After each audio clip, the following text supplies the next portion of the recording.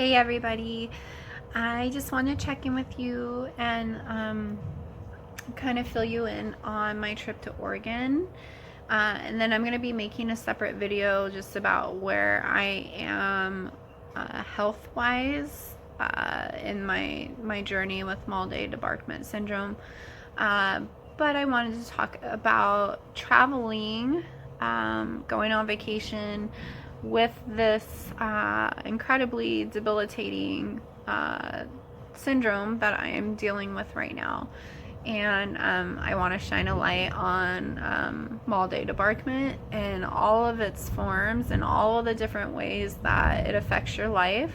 Travel and friends and relationships is one of those. Well, a few of those things, and so I feel like it's important for me to talk about this. And first, I know there's people that are interested in knowing how my trip went to begin with, but just shining a light on what it's like living with this and trying to live your life despite this, and the ways that it affects you and your relationships, and being intentional about finding that joy in your life. And I'm not gonna lie, I'm struggling right now with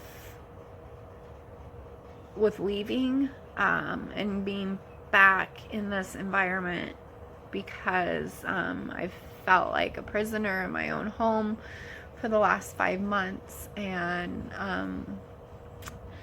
here I am back in that environment where I'm stuck at home the majority of the time, and it's very lonely. It's very isolating. I don't have a lot of friends here. I have a work family that I considered myself to be really close with, and but it's not the same as these people that I've spent the last 18 years knowing and growing with. And the caliber of friendships that I have here are a lot different. Just the culture in Florida, in Orlando, is different than it is in Oregon, number one. Number two, we live in an urban sprawl, and so you're about an hour away from most everyone, just because it's such a large geographic area. So I'm not trying to talk poorly about my friends here. It is what it is. I've had one friend in 5 months actually consistently make effort to see me. I've had a few, text and check in with me, and my work family pitched in on a weighted blanket, which has helped me tremendously. I'm actually sleeping now, but I've had one friend come see me in 5 months here. So I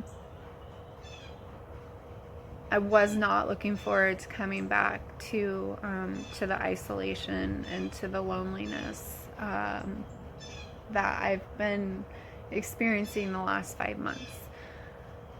So anyways, to get past that, I already made a video on flying with Mal-Day Debarkment, and all the little tricks and tips on how to navigate that process without worsening of a spike in symptoms or anything like that.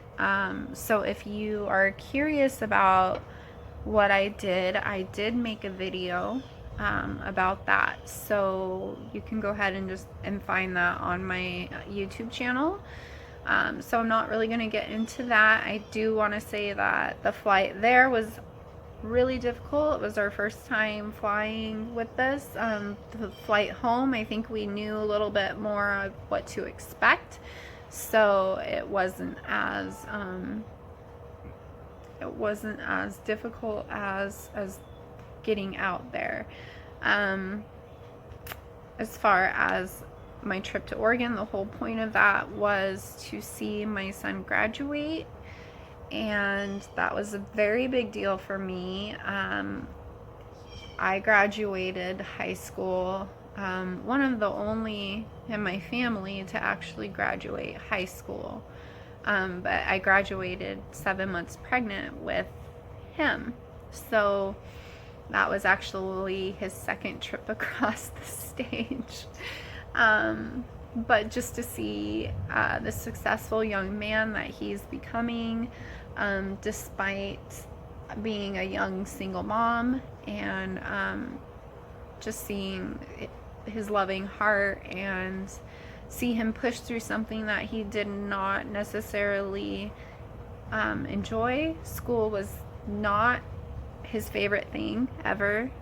He's very busy physically and mentally, just very busy, and so school has been a challenge for him, and so to see him walk and graduate was one of the proudest moments of my life. The actual graduation ceremony was a little rough and triggering. I wore earplugs and basically sat with my head buried in my hands with my eyes closed the majority of the ceremony, until it was time for him to walk. And then I tried to be as present as I could for that, and then as soon as he walked, we went outside and waited for the ceremony to end.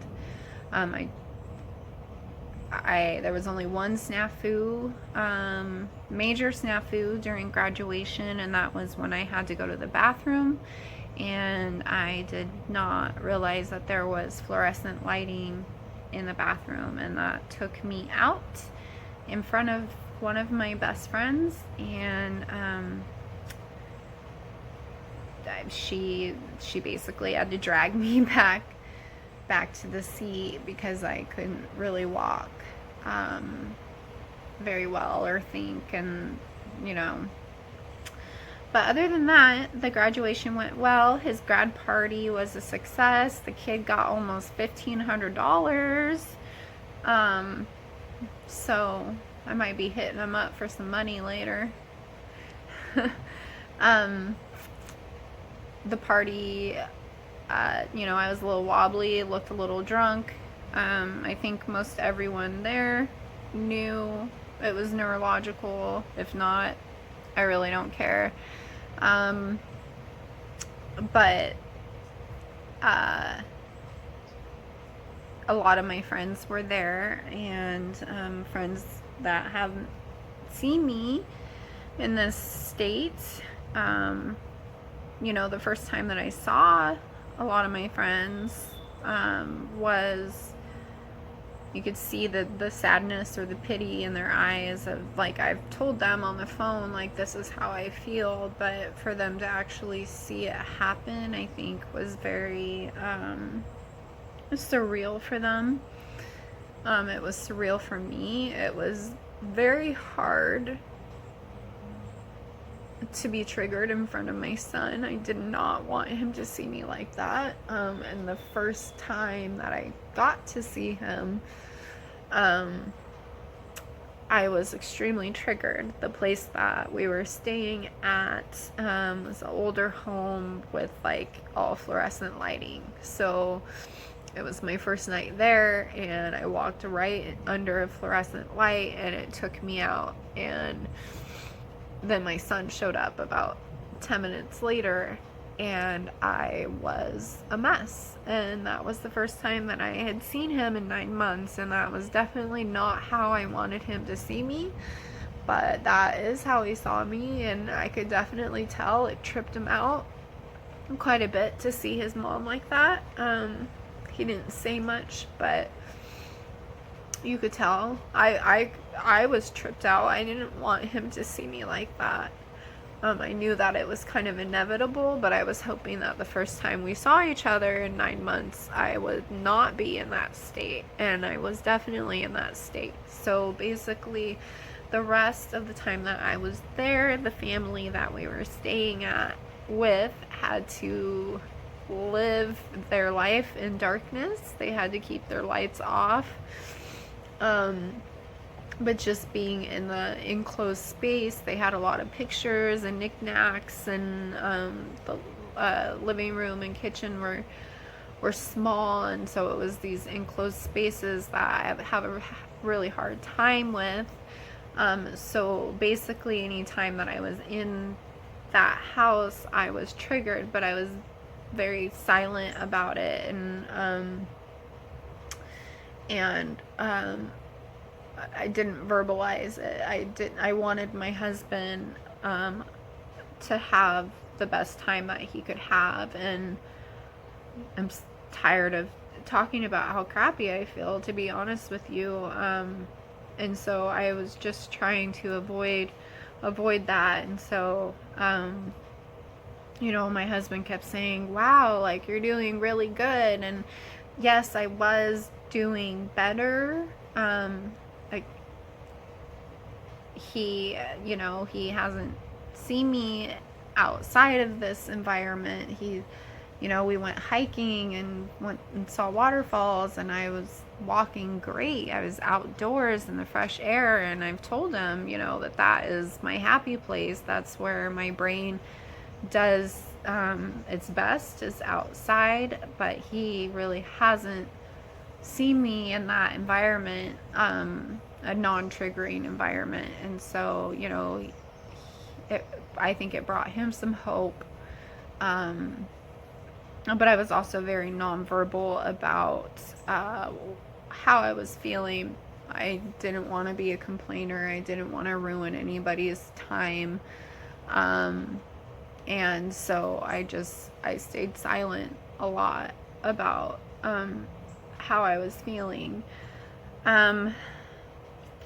We went and visited some really special places to us. And it was good for our relationship, just because the last 5 months have been very trying on us. You know, those vows you say, for better or for worse, through sickness or health, those, I don't think people realize, like, when they take those vows, that you're very much could be in a situation where things are worse and you are sick, and it's a hard place to be, for not just yourself but your spouse as well. And so so it was really good to get away, and I just tried to be very silent about some of the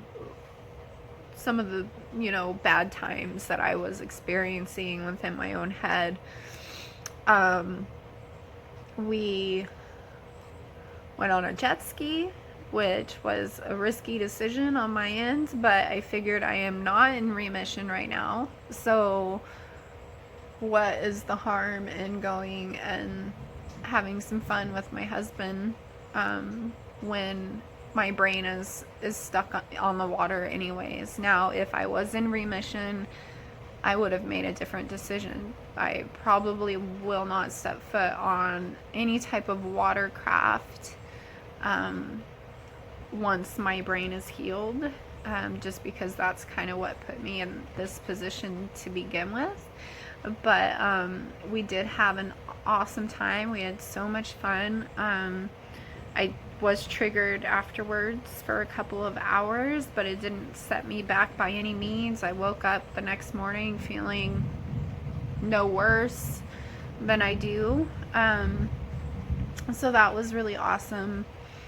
But it was just really awesome to be home, be around my friends, be around my son, spend some quality time with my husband, be able to reminisce about, you know, the times that, just things that we built our family there. We fell in love there. And I know for me, it refreshed my sense of fight for us, and for our relationship, and just doing what I can to make it a healthier one, to deal with my emotions in a healthier way. So anyways, it was a good trip. Had a few moments where I was triggered. Basically, I'm in a constant, perpetual state of motion, so that didn't go away. But those moments where my level of symptoms were at a 10 were very few and far between. I have a really hard time being back here in Florida right now. I wish I was still there. I felt better there. I think, you know, the whole reason we moved to Florida, other than my husband's job, was to enjoy the beach and kayaking, and those are things that I can't enjoy now. So I'm having a hard time struggling with why I'm even here anymore. I can't work right now. I don't know when or if I'll return to work. And so, you know, part of me just wants to pack up my family and just go back home. But that's not going to happen. We bought a house here, and, you know, my husband's job is here, and I'm going to keep my mind still focused on this is not my forever, and I'm going to get better. So, anyways, that basically sums up our trip to Oregon. It was wonderful. Overall, I did do better. I think I was just in a better place emotionally, mentally, and that does affect your symptoms. And I'm grateful for the trip. I'm grateful for the time that I got with my son. I'm grateful for everything that just him, everything that he has grown to be, and I'm just so incredibly, insanely proud of him. And so basically that sums up my trip to Oregon. And thank you for listening. God bless.